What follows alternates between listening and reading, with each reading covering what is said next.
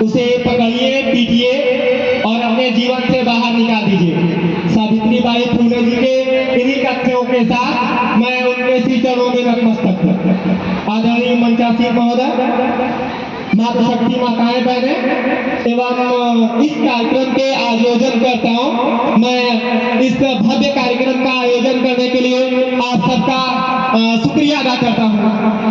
यदि आज हम इस परिवेश को समझे, जिस परिवेश में हम रह रहे हैं, तो उस पर की करेंगे। जब बात हम चिकित्सा की करेंगे, उस समय हम सावित्रीबाई फुले और ज्योतिबा फुले को याद करेंगे, क्योंकि आजादी से पहले देश की स्थिति नहीं थी। ये जो महिलाएं चेयर पर और नीचे बैठ के अपने अधिकारों के बारे में सोच रही हैं, बोल रही हैं, ये कर सकते। उस समय एक महिला अपने घर से निकलकर सामंती ताकतों के सामने दो हाथ कर रही थी। सोचिए, अगर आप अपने बच्चों से कुछ कहते होंगे, बच्चा बहुत दूर जाकर सोचता होगा। एक रिसर्च स्कॉलर स्टूडेंट हूँ, आप सबके सामने कई तथ्य रखूंगा, जाकर अपने घर सोचिएगा क्या कह के जा रहा हूँ। जब सोचिए, यदि सावित्रीबाई फुले नहीं होती तो क्या होता।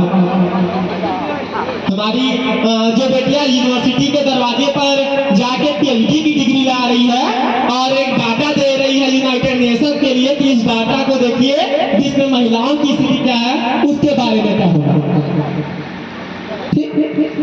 लोग कहते हैं कि हम एक ऐसे परिवेश में हैं जिस परिवेश में महिलाओं को 33% भागीदारी मिली है। भैया उस 100% का 33% हुआ,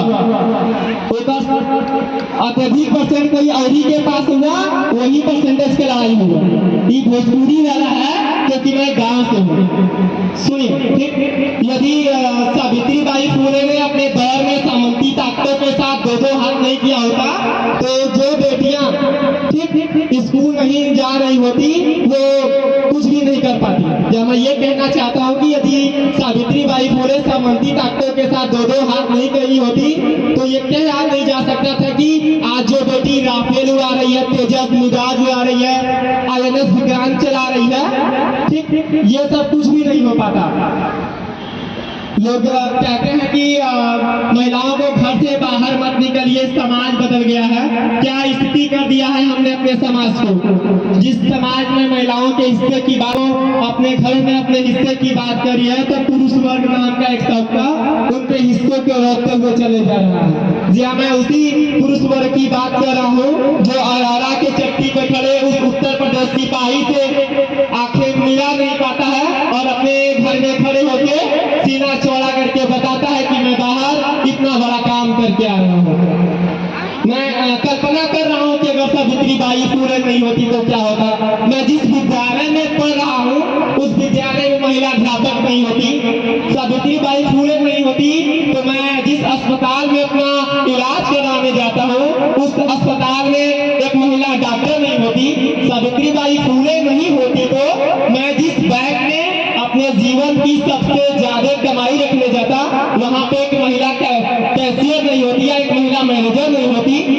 मुझे जिस माँ ने जन्म दिया है वो माँ शिक्षित नहीं होती। जिस बहन ने मुझे मेरे कलाई पर राखी बांधी है वो पानीपत और तराई नहीं जान पाती।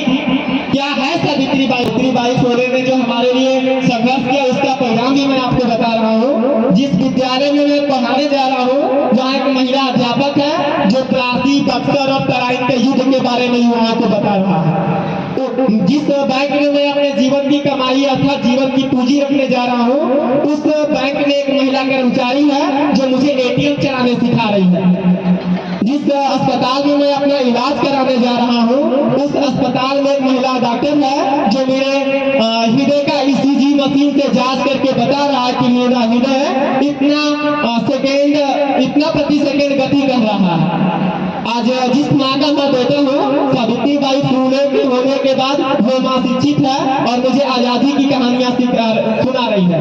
सावित्रीबाई का परिणाम है कि जिस बहन ने मेरे कलाई के ऊपर राखी बांधी थी वो बहन विश्व के सबसे प्रतिष्ठित विद्यालयों में PhD करने के लिए माजिद हुसैन और एम लक्ष्मीकांत की किताबें पढ़ रही है। कहते हैं ना कि ऐसा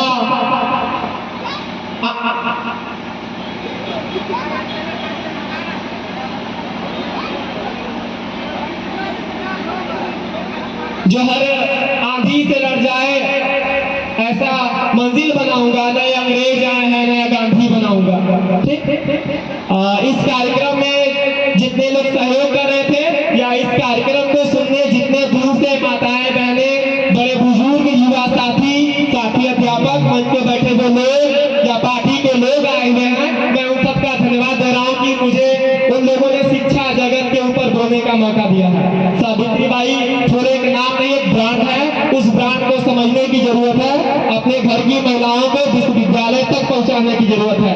यही महिलाएं कल सड़क से संसद तक का संघर्ष करेंगी। शुक्रिया, आप सबने मुझे इतना सुना। ठीक, इसके लिए मैं आपका एहसानमंद हूँ और उम्र भर आपका कर्जदार हूँ। धन्यवाद। आपने सड़क से लेके सदन तक और महिलाओं की आजादी दिल्ली के कुर्सी तक पहुंचाने का जो महिलाओं को आपने अपनी मुखारबिन से उन्हें मार्गदर्शन दिया,